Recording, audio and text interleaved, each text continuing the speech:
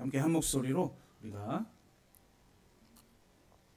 읽겠습니다. 오늘 우리에게 주시는 주님의 말씀 에베소서 2장 19절을 한 목소리로 읽겠습니다. 같이 읽습니다. 그러므로 이제부터 너희는 외인도 아니요 나그네도 아니요 오직 성도들과 동일한 시민이요 하나님의 권속이라. 아멘.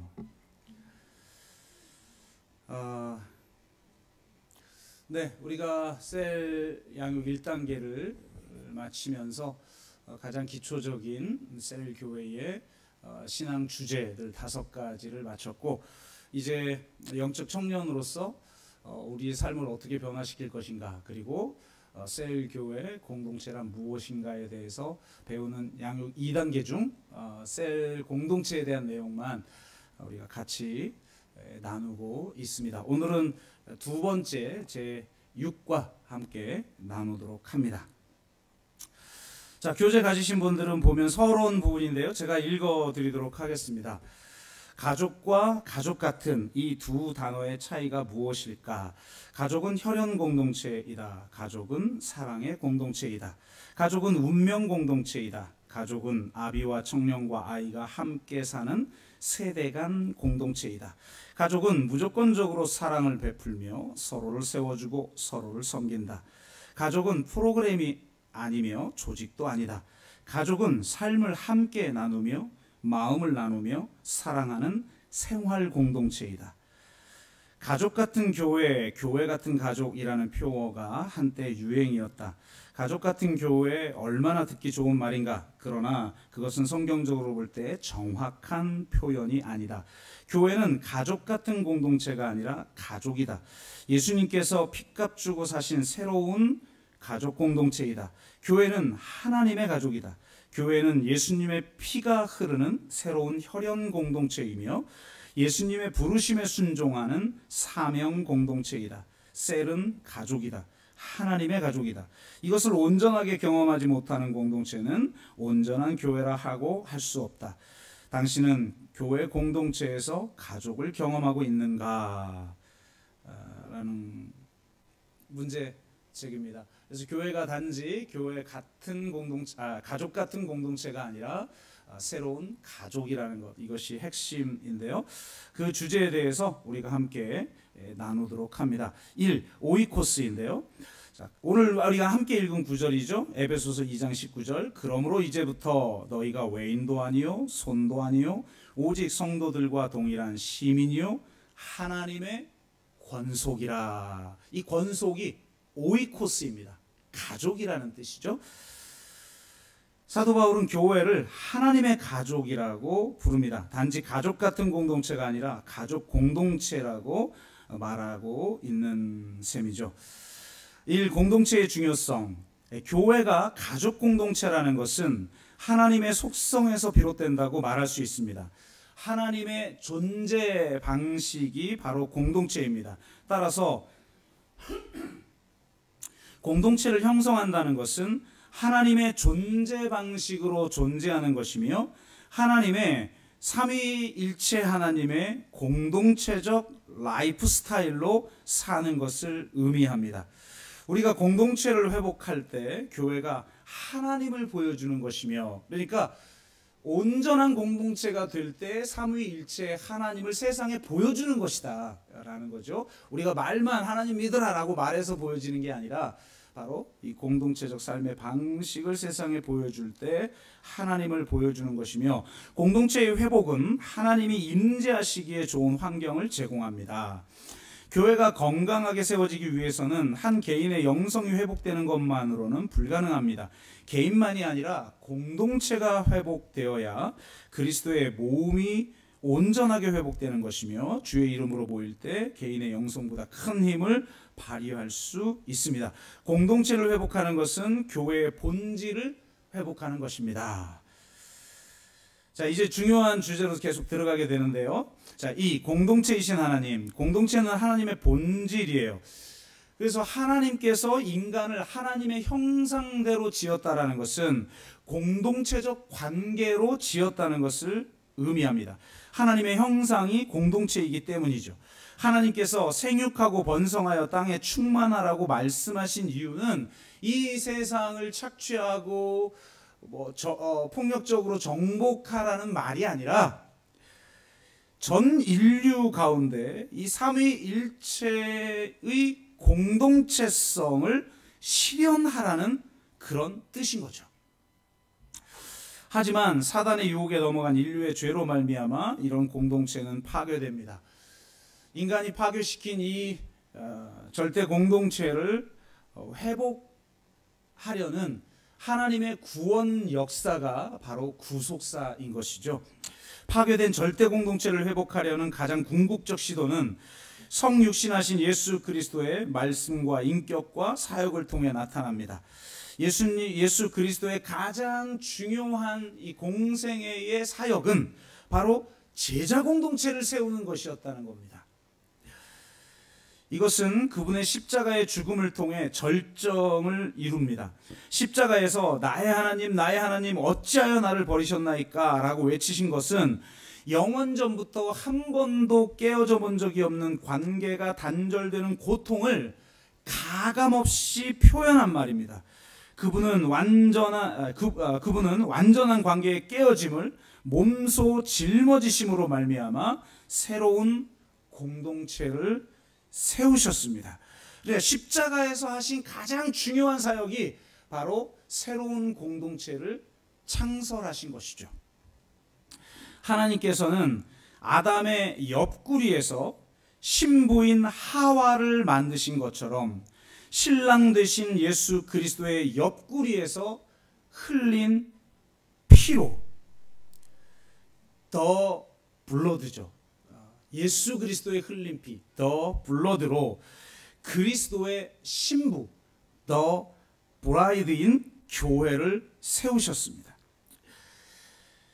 예수님 자신의 죽음으로 말미암아 사망 권세로도 깨트릴 수 없는 새로운 공동체를 만드신 것이죠. 그래서 이 세상에 아무리 교회가 타락하고 위기이고 축소되고 소종파로 전락한다 할지라도 교회는 반드시 다시 새로운 형태로 새로운 부르심을 받아 되살아날 줄로 믿습니다. 이 새로운 공동체의 건설을 확증한 사건이 부활 사건이요. 이것이 공동체적 현실로 드러난 사건이 오순절 성령 강림 사건인 것입니다.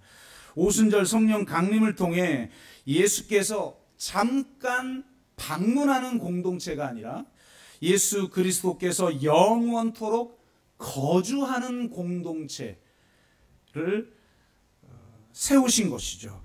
여러분, 정말 이 교회 가운데 우리가 느끼든 느끼지 못하던 예수 그리스도가 임재해 계시는 줄로 믿습니다. 예수 그리스도의 임재를 통해서만 교회는 교회됨을 회복할 수 있는 것입니다.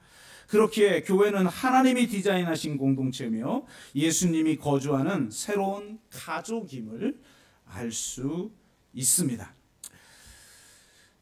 3번 성경이 말하는 오이코스에 대한 이해. 오이코스는 1차적으로 집, 가족을 뜻합니다만 넓게는 우리가 질적인 시간을 함께 보내는 사람들을 의미해요.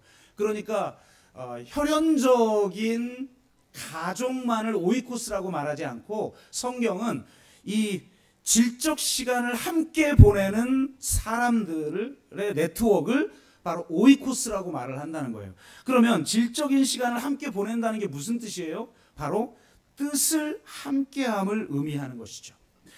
마가복음 3장 35절 누구든지 하나님의 뜻대로 하는 자가 내 형제요 자매요 어머니이니라. 그러니까 하나님의 뜻대로 사는 공동체가 바로 하나님의 오이코스, 가족 공동체라는 겁니다. 그런데 참 재미있는 특징이 하나 있는데 예수님이 지금 가족을 이야기하면서 누구누구를 얘기하냐면 형제, 자매, 어머니를 이야기한단 말이에요. 아버지가 없어요. 이는 가부장제의 해체를 의미하는 것이죠. 마가복음 10장 29절에서 30절에 아주 중요한 구절이 나오는데요. 이렇게 기록되어 있어요. 예수께서 이르시되 내가 진실로 너희에게 이르노니 나와 복음을 위하여, 이제 하나님 나라를 위해서 밭에 감추인 그 보화를 얻기 위해서 자기 전 재산을 팔고 그 밭을 사는 것과 같다고 그러잖아요. 하나님의 나라는 뭔가 희생도 없이 하나님의 나라 섬기겠다, 이게 아니죠. 교회에서 선포하는 복음은. 그러니까 뭔가를 버리게 된단 말이에요. 그런데 그 버림의 종류가 이렇게 되어 있어요. 집이나 형제나 자매나 어머니나 아버지나 자식이나 전토를 벌인 자는, 자, 7가지죠. 현세에 있어 이제 100배나 받게 되는 항목을 앞에서 말한 걸 다시 반복해요. 그러니까 버렸지만 100배를 얻게 된다는 거예요. 현세에 있어 집과 형제와 자매와 어머니와 뭐가 하나 싹 빠집니다. 그리고 어머니와 자식과 전토를 100배나 받되 박해를 겸하여 받고 내세에 영생을 받지 못할 자가 없느니라. 분명히 아버지를 버렸는데 다른 건 다 100배나 받는데 아버지는 받지를 못해요. 아버지는 가부장제의 상징이죠. 아버지 없이는 가부장제가 불가능합니다. 어떻게 아버지가 없을 수 있을까요? 하나님만이 아버지가 되시기에 가능하죠. 마태복음 23장 9절, 땅에 있는 자를 아버지라 하지 말라. 너희의 아버지는 한 분이시니 곧 하늘에 계신 이시니라. 가부장제의 해체란 지배하고 억압하고 통제하는 권력의 해체를 통해 모두가 주인이 되는 공동체, 온전한 사랑과 우애를 통해 온전히 서로를 섬기고 사랑하는 공동체, 자기 헌신을 통한 비지배 공동체가 되는 것을 의미하는 것이죠. 현대 사회에서 이 가족 자체가 지금 해체되고 있어요. 안타깝게도 가족의 소중함과 신성함도 해체되고 있죠. 당분간은 이를 아마 돌이킬 수 없을 것입니다. 제가 송구 영신 예배 때에 더브로스 버전 3.0을 하는 이유에 대해서 이야기를 드리면서 여러 분석을 제가 소개했는데요. 그 중에 현대사회가 핵개인의 시대다라는 말씀을 좀 드렸죠.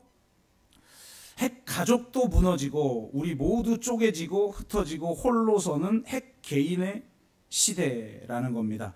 이렇게 진단하는 여러 이유가 있는데 그 중에서도 기술 발전과 생애 주기의 변화를 가장 중요한 요인으로 꼽고 있어요.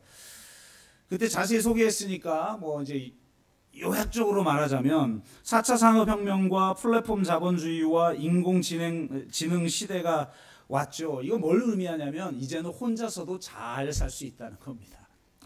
혼자서도 잘 살 수 있는 인프라가 완벽하게 갖춰지고 있다. 또 초고령화 사회와 저출생 사회가 되어 생애 주기가 변해버렸다는 겁니다. 특히 인구 변화가 심각한데요. 오죽하면 지금의 세대를 절반 세대다라고 사회학적으로 이름을 붙였어요. 그러니까 인구가 이제 반토막이 나는 시대가 온다는 거죠. 네.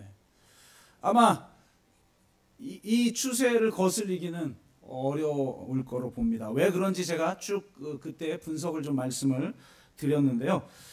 이제는 여성의 희생을 통해 유지되었던 가부장제와 정상가족 이데올로기가 끝장나 버렸기 때문에 이전으로 돌아가기는 거의 불가능하다라고 말할 수가 있어요. 저희 세대까지겠죠. 그러면 이제 그냥 핵개인의 시대만 되면 되는가? 이건 이제 세상에서 분석을 한 거고, 그럼 교회에서는 그래, 이 시대가 핵개인의 시대가 될수록 새로운 공동체가 필요해지게 될 것이다. 왜냐? 인간이란 공동체적 존재로 창조되었기 때문에 그런 것이죠. 그래서 저는 이제야 비로소 새로운 가족 개념이 더욱더 절실히 필요한 시대가 됐다라는 겁니다. 그래서 이 가족 중 가족이라는 단어가 한자가 보면 가자와 족자가 합쳐진 단어죠. 근데 이 가족이 해체됐는데 둘 다 해체된 게 아니에요. 가는 파괴될 수 있을지 몰라도 아직 족은 새롭게 할 수가 있다라는 겁니다. 그래서 저는 바로 이 교회의 사명은 물론 해체되지 않고 가가 잘 보존되는 것도 필요하지만 더 중요한 사명은 새로운 족을 세워나가는 것이다 라는 겁니다.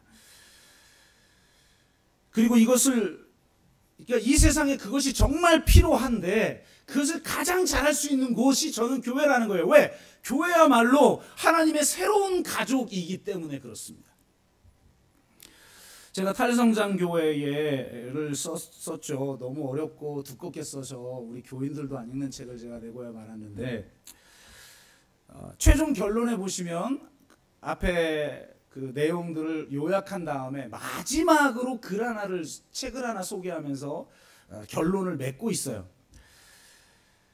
페미니스트이자 사이보그학, 그러니까 사이보그 선언이라고 하는 유명한 해러웨이 선언이라는 건데 아주 그냥 이 포스트 휴머니즘을 연 선언이라고 일컬어지는 그 선언을 쓴 사람이에요. 이 사이보그 학자와 신유물론자인 이 도나 해러웨이의 트러블과 함께하기라는 책을 제가 소개합니다. 그 최종 결론에 트러블과 함께하기가 뭐냐 이런 건 지금 제가 말씀드리지 않고 어쨌든 트러블과 함께해야 돼. 엄청난 이제 트러블 속에 우리가 살 수밖에 없어요. 특히 코로나19는 정말 전무후무한 트러블을 이 세상에 지금 발생시켰잖아요. 그리고 그 여파가 지금도 있고 이 문명사적 전환이라는 어떤 도전을 우리에게 지금 던져줬단 말이에요.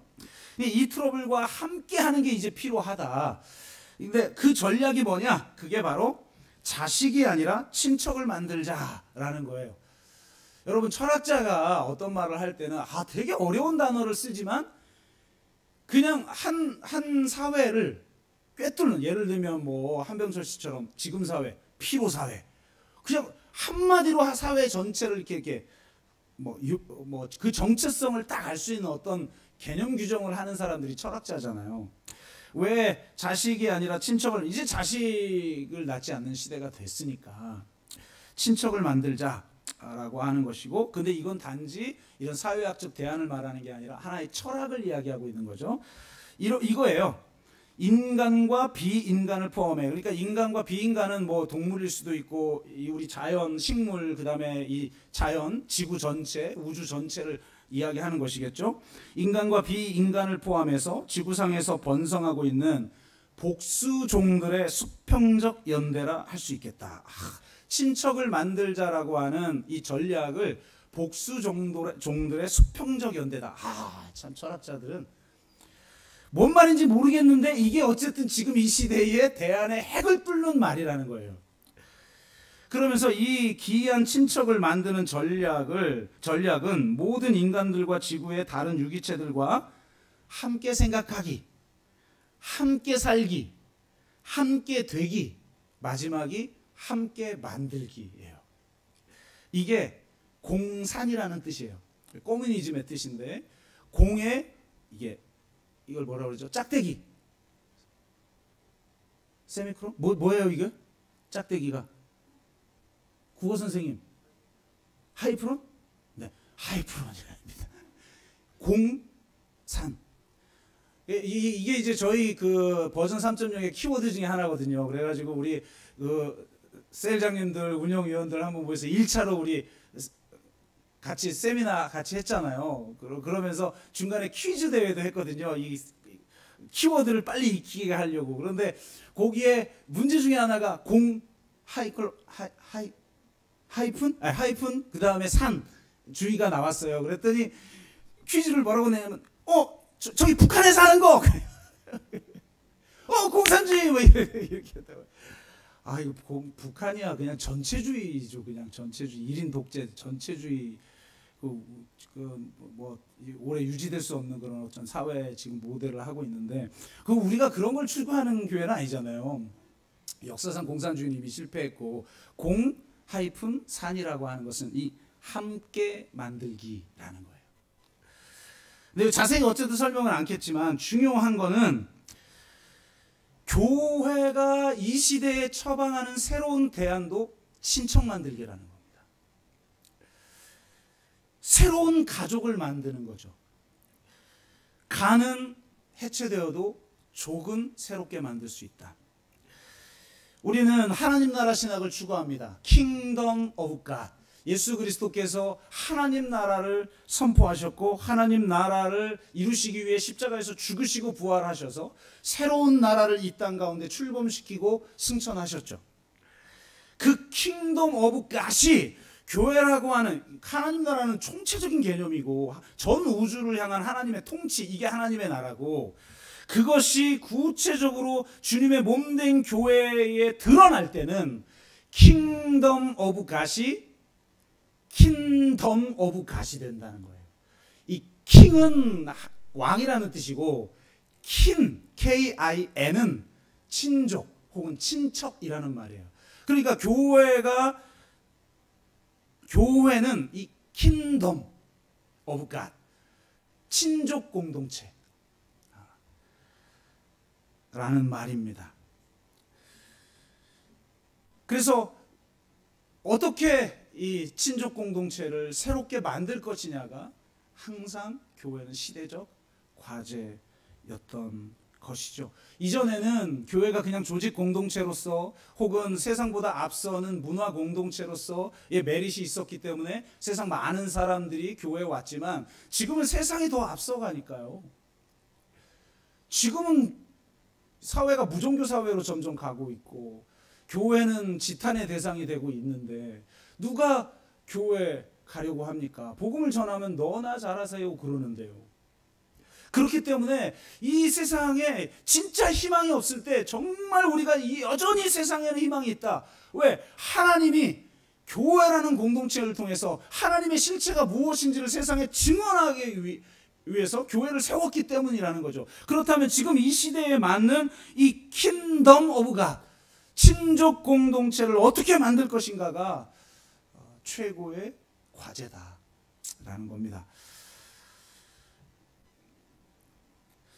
오이코스를, 거기 이제 책의 마무리되는 부분은 이렇게 나와 있어요. 오이코스를 이루는 영향력은 친척과 이웃들에게까지 흘러갈 수 있으며 공통적 관심, 공통적 필요, 공통적 직업 등 여러 가지 공동적인 요소를 가지고 있습니다. 오이코스 만들기는 친족 만들기이며 친족 공동체, 킹덤 세우기라고 할 수가 있겠어요.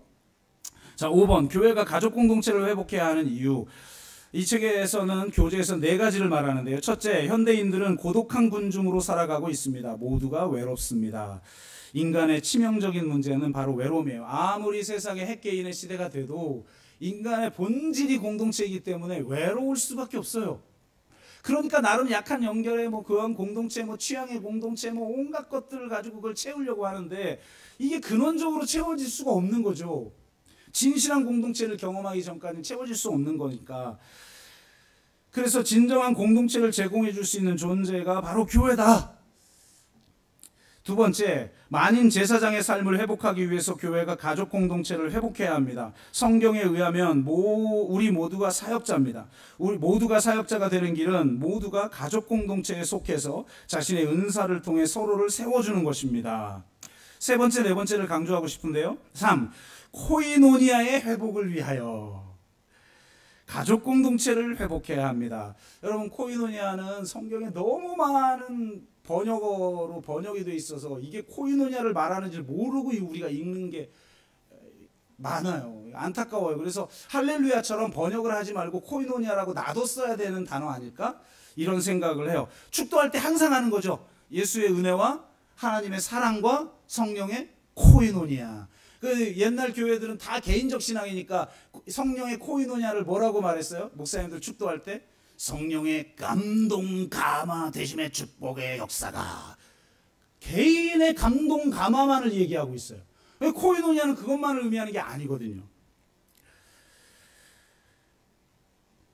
공동체성을 가진 영혼들이 상호 책임을 질 때 진정한 행복을 누릴 수 있습니다. 행복의 요소는 소유에 있지 않고 공동체적 헌신과 나눔에 있습니다. 공동체의 가장 큰 특징이 바로 삶의 나눔이고 삶의 나눔을 성경은 코이노니아라고 합니다. 코이노니아는 여러 가지로 번역이 되어 있어요. 뭐 영적인 소통, 하나님과 소통되는 거죠. 하나님 안에 내가, 내 안에 하나님이 있는 상태. 그 다음에 관계적 소통이 있어요. 오순절 성령의 공동체가 이루어진 것처럼. 그리고 물질의 소통까지도 코이노니아라고 그래요. 여러분 사도행전 2장에 물질을 서로 나누어줬다, 유무상통했다. 그게 원어가 코이노니아예요. 물질을 나누는 게 코이노니아라는 거죠. 그래서 진짜 공동체. 그래서 교회는 한자로 가르칠 교자를 써서 교회 이렇게 그동안 한자를 썼단 말이에요. 그런데 더 본질적인 의미에서 교회의 본질은 가르칠 교자가 아니라 교제할 교자를 써야 한다. 그게 교회의 본질이다. 그래서 교회는 가르칠 교자와 교제할 교자를 함께 써서 이 두 가지 모두를 강조해야만 한다라는 거예요. 코이노니아는 영적인 소통, 관계적 소통, 물질적 소통의 의미를 가지고 있기 때문에 이것이 온전하게 이루어지는 곳이 바로 가족이다 라는 것입니다. 어느 셀 모임에서 이런 간증을 하더라고요. 한 셀원이 경제적인 어려움 때문에 기도 제목을 나누었어요. 이래선 안 되죠. 저 경제적으로 어려우니까 우리 셀원이 저를 도와야 돼요. 그래야 공동체 아닙니까?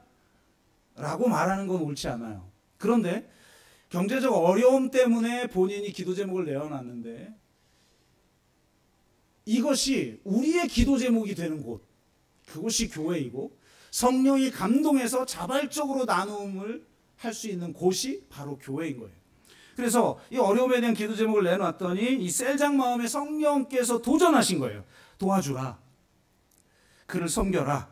인간적인 마음이 아니라 성령의 도전이었어요.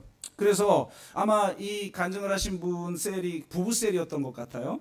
그래서 집으로 돌아와서 이제 아내와 상의를 한 거죠. 왜냐하면 같이 모였으니까 상의를 하는데 아내도 그 기도 제목을 듣고 동일한 도전을 받았다는 거예요. 그러면 우리가 이게 인간적인 마음, 인간적인 연민이 아닌 성령의 도전이라면 우리 한번 확인하는 작업을 거치자. 그래서 그럼 우리 각자 방에 가서 이 방 저 방에 가서 떨어져서 우리 기도한 다음에 하나님이 어떻게 도우라고 하시는지 응답받고 다시 만나자. 그래서 각자 기도를 한 거예요. 그래서 하나님이 그에게 이 정도를 도와야 된다라고 하는 감동이 와서 이제 적어가지고 딱 둘 다 나온 거죠. 응접실에서 서로 만났는데 놀라운 거는 그 금액이 똑같았다는 거죠.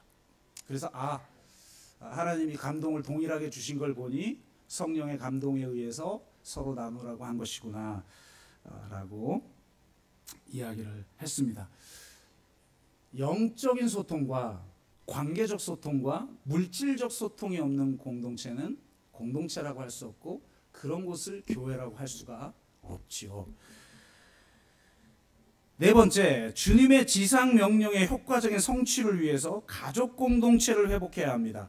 구원이 단순히 한 개인의 영혼 구원만을 의미하지 않고 공동체의 회복이라면 전도란 공동체의 확장이라는 거예요. 그러니까 우리는 그동안 전도를 길거리에 나가서 1대1로 당신 예수 믿어야 돼요. 당신 그럼 믿지 않으면 지옥 가요. 한 사람을 예수를 믿게 만드는 일을 전도라고 생각했어요. 그런데 만약 예수 그리스도의 십자가에서 가장 중요한 사역이 공동체를 회복하는 것이라면 이 공동체를 경험시키는 것, 이 삼위일체의 하나님의 공동체적 라이프 스타일을 경험시키는 것, 이게 전도의 본질이라는 거죠.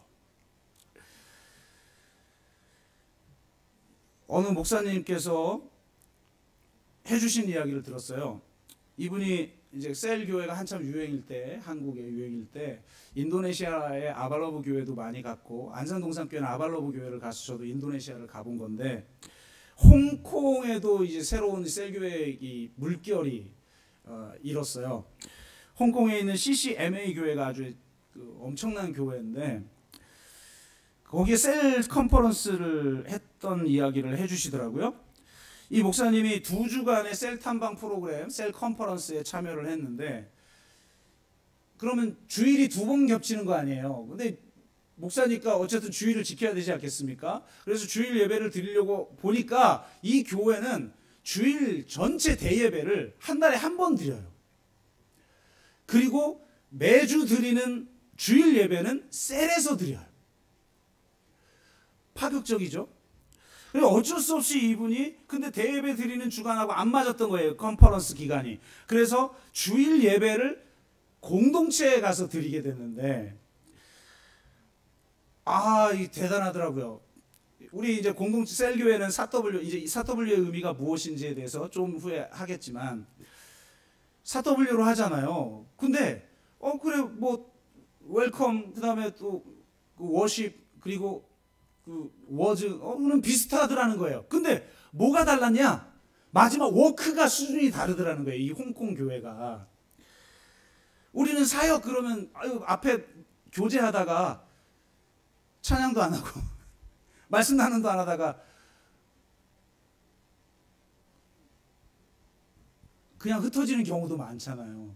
근데 굉장히 놀랍게 그래서 아예 사역은 잘하냐 못하냐를 평가하기도 어려운데 이 네 번째를 반드시 하고 이 네 번째가 다르더라는 거예요. 나눔이. 그 중에 하나가 뭐였냐면 그 주에 있었던 일을 서로 나누는데 이전에 그런 일이 있었나 봐요. 이 홍콩이니까 그때 이제 홍콩이 반환되기 전이어서 중국에서 이 불법 이민자들 불법 이주 노동자들이 굉장히 많이 이렇게 건너왔나 봐요. 그러다가 어떤 9명의 중국인이 이제 걸린 그래서 뉴스에 나온 이런 뉴스를 봤는데 그게 계속 마음에 걸리더라는 거예요. 이 셀원 중에 한 명이. 그래서 셀에서 그걸 나눴대요.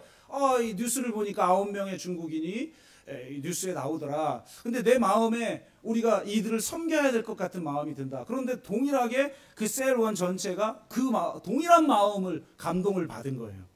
그러니까 우리 예를 들면 봉담이라고 했으면 봉담 지역에 있는 어떤 이슈만이 아닌 그 나라에서 벌어진 일까지 이 관심이 확장돼 있는 거죠. 그래서 그분들이 그 주에 그 중국인 9명을 찾아가서 섬긴 이야기를 하더라는 거예요.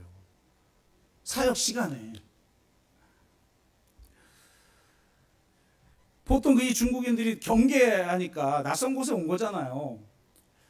지금이야 같은 나라가 됐지만 어쨌든 오시니까 경계심이 많아가지고 마음을 열질 않았는데 이 셀 공동체가 얼마나 지극히 진심을 가지고 섬겼는지 마음을 오픈하고 받아들인 거예요. 그래서 이분이 다르구나. 역시 이 홍콩의 셀 교회는 저런 정도의 각 셀에서 각자 다른 사역을 이제 나누겠죠. 저 정도의 나눔을 나누다니 하면서 굉장히 놀라웠던 경험을 이야기해 줬는데 중요한 건 그 다음이에요.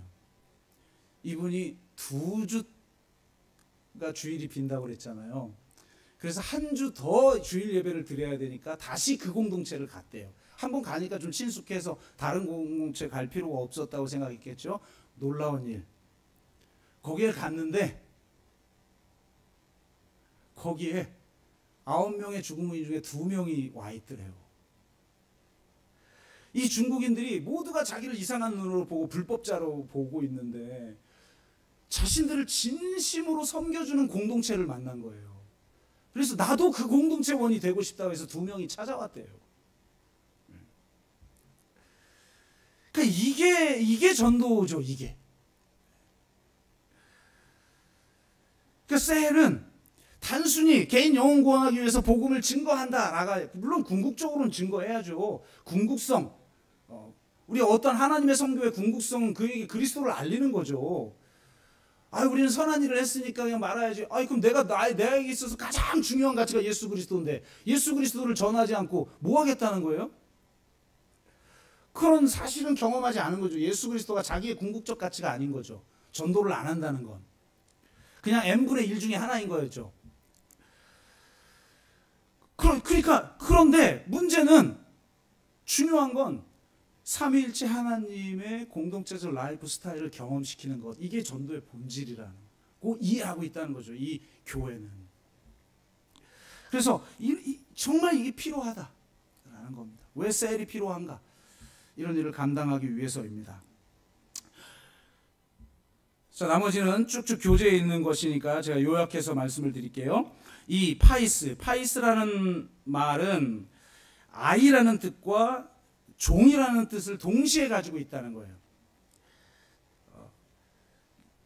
child와 servant라는 뜻을 동시에 가지고 있죠. 예수님도 하나님의 파이스, 아들인 동시에 하나님의 파이스, 종이셨죠.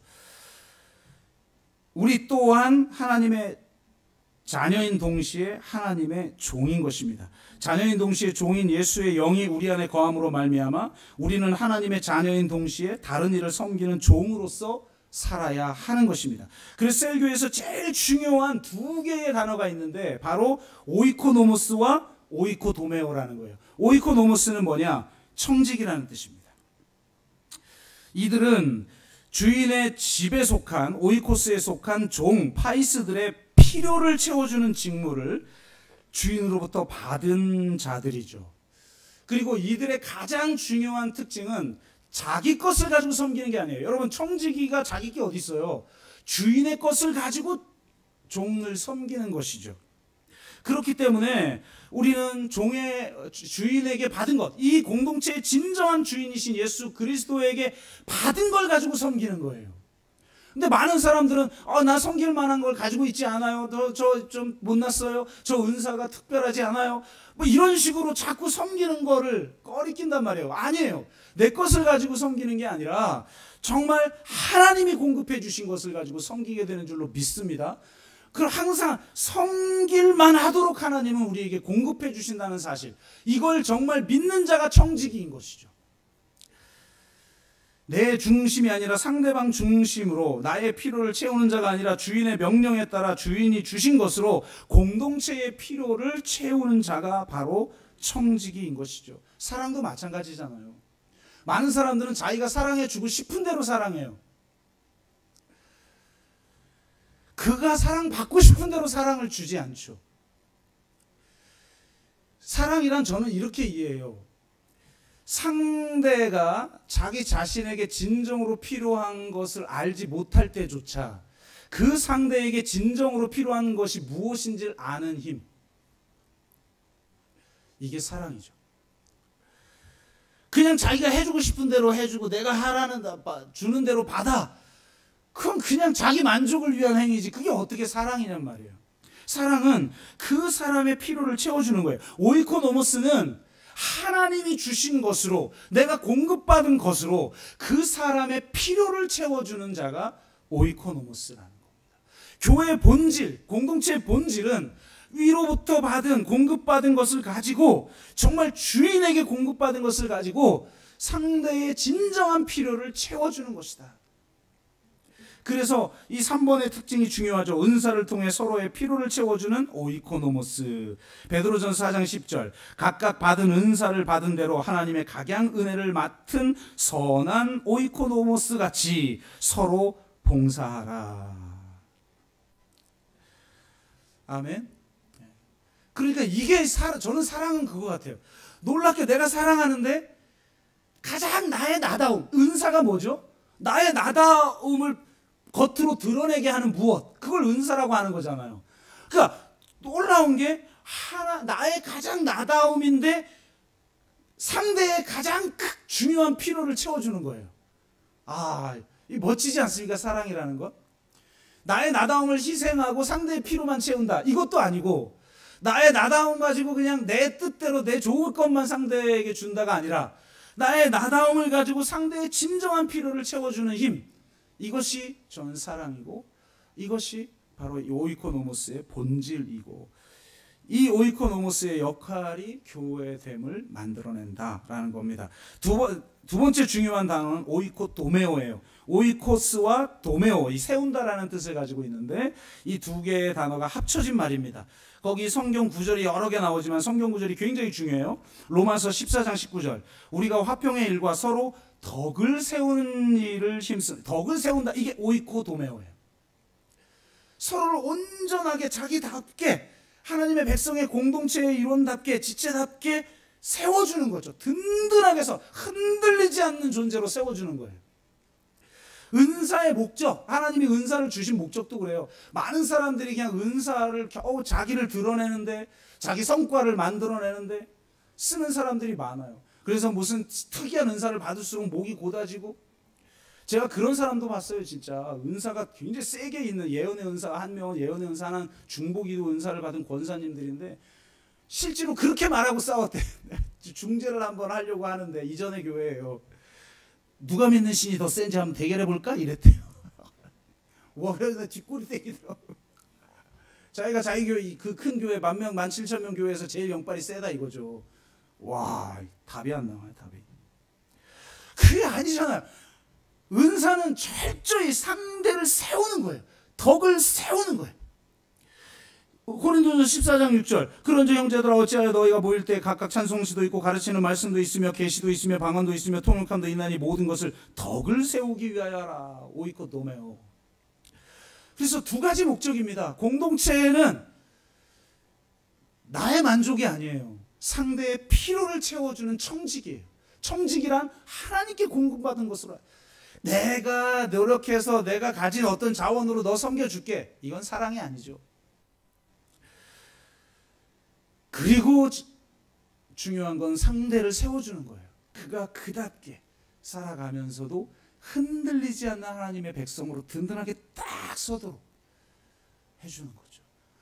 이거 쉽지 않습니다. 우리 자녀 교육하는 것도 쉽지 않잖아요. 내 뜻대로 다 됩니까? 근데 그 과정을 우리가 수평적 관계 속에서, 이 친족 사이에서, 새로운 가족 사이에서 이걸 경험해야 되니까 만만한 일이 아니죠. 그러나 오이코 도메오를 통해서 교회는 세워지는 것이다 라는 것입니다. 자, 결론을 맺습니다. 우리는 모두 하나님의 가족입니다. 가족 공동체는 서로를 온전히 용납하는 사랑의 공동체이며 그리스도의 피로 맺어진 혈연 공동체이며 어떤 경우에도 함께하는 운명 공동체입니다. 한 마음 한 뜻을 품고 하나님의 부르심에 함께 순종하며 나아가는 사명 공동체입니다. 하지만 가장 중요한 것은 우리 힘으로 그것을 하는 것이 아니라, 이게 가장 중요해요. 이후에 이제 셀에서도 이야기하겠지만 우리 힘으로 이런 공동체 세울 수 없어요. 이제 한 가족도 세우는 게 어려운데요. 뭐 이제는 결혼도 안 하는데요. 뭐 1인 가족 50% 넘었잖아요. 이제 결혼해도 아이를 안 낳는데요. 그런 어떤 기질을 가지고 공동체를 세운다? 불가능합니다. 안 되는 거예요. 이제는. 그런데 위로부터 주시는, 주님이 공급하시는 능력이 우리 가운데 있을 때 가능하다는 거예요. 제가 어느 수련회에 참여했을 때, 이제 앞에서 수련회를 인도하는 분이 있고, 이제 각자 사정을 이제 서로 고민을 좀 알리면서 서로 대화하면서 문제를 푸는 수련회였는데, 제 기억 중에 아주 인상 깊었었던 일이 하나 있었어요. 한 분이 목사님이신데 자기 삶을 이야기하면서 자기는 그 라브리 공동체의 간사였다는, 제 기억엔 그래요. 그런데 어느 정도 이제 위치에 서고 안정적이 될 때 자기가 생각할 때는 하나님이 새로운 도전을 주셨다고 생각을 했대요. 그래서 감동을 받고 모든 기득권을 포기하고 선교를 나갔다는 거예요. 근데 몇 년을 해도 선교에 열매가 없는 거예요. 그러다 결국 선교에서 추방당해버렸어요. 우리 중국에서도 중국 선교사 가셨던 분들 중에 추방당한 사람이 얼마나 많아요. 그러니까 얘 추방당해버렸어요. 추방당해서 그러면 한국으로 돌아왔는데, 그럼 한국에서 뭐 할까? 할 일이 없고 하나님이 어디에도 쓰시질 않는 것 같은 거죠. 어떻게 보면 나름 전성기도 지나버렸기 때문에 조금은 어디든 쓰기가 좀 어려운 분이 돼버렸던 것도 있겠죠. 그러면서 그분은 그러는 거예요. 왜 나는 모든 걸 포기하고 오직 하나님을 위해서 주님의 사명에 헌신했는데 왜 하나님은 나를 사용하지 않으시는 겁니까? 막 울먹이면서 그 마음이 절절하더라고요. 그런데 이분이 도사인 거죠. 거의 진짜 달인인 거죠. 그분이 말을 마치자마자 그분 옆에 종이 하나 있었어요. 우리 교회에서 사용하는 종 말고, 우리 교회에서 사용하는 종은 좀 시끄럽잖아요. 그래서 저는 안 쓰거든요. 띵 소리도 안 예뻐. 기본적으로 서양의 종은 소리가 안 예쁜 것 같아요. 영화에서도 보면 딸랑딸랑딸랑딸랑딸랑 하고 좀 천박해. 근데 우리 동양의 종은 중후하잖아요.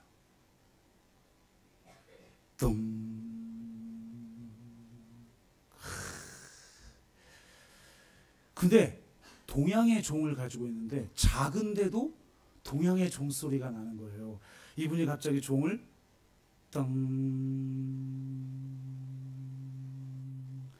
한국 종은 땡 끝나잖아요. 이 종은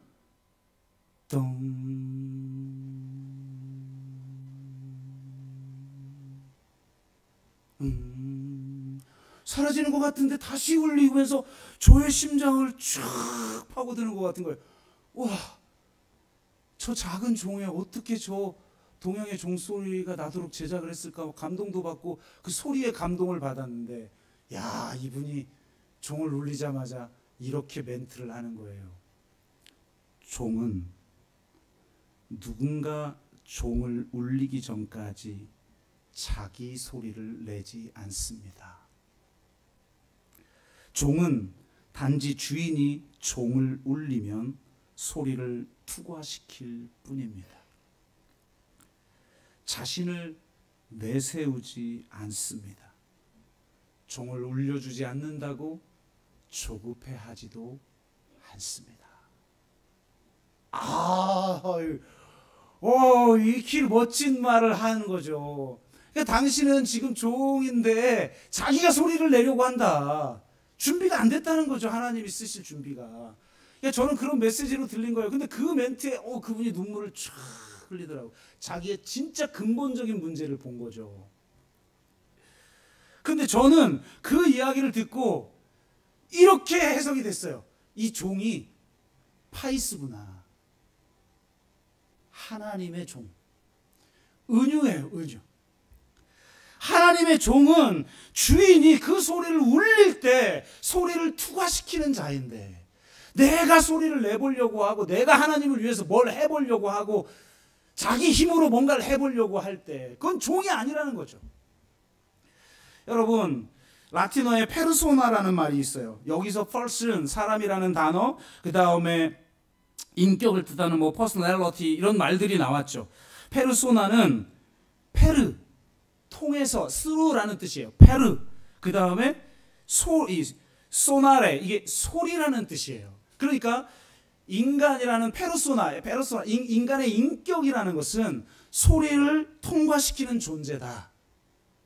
그러니까 제가 그 이후에 수련회 다녀와서 어느 책을 읽는데 이렇게 설명하는 글을 본 거예요.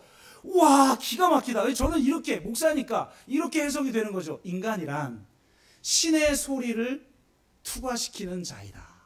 존재다. 신의 소리가 뭐예요? 복음이죠. 기쁨의 소리죠. 세상을 살리는 생명의 소리죠. 그 신의 소리를 통과시키는 존재. 내 힘으로 하나님의 소리를 전달하는 자가 아니에요. 하나님의 종은 그저 하나님의 소리를 통과시키는 청지기인 줄로 믿습니다. 내 힘으로 할 수 있는 게 아니에요. 그래서 우리는 정말 하나님의 은혜를 구해야 하고 성령의 능력을 구해야 되는 것이에요. 하나님, 이 시대에 맞는 친족 공동체 킹덤 오브 갓을 우리가 세워야 하는데 우리 힘으로는 할 수 없사오니 주의 은혜와 성령의 능력으로 우리를 하나 되게 하시고 서로의 필요를 온전하게 채워주며 서로를 세워주는 공동체 되게 하여 주시옵소서. 그렇게 정말 기도하며 지금 이 시대의 도전에 맞게 이런 공동체를 세워나가는 우리 교회 되기를, 그리고 여러분 셀 안에서 이걸 실천하기를 주의 이름으로 축복합니다. 우리가 찬양하고 기도합시다.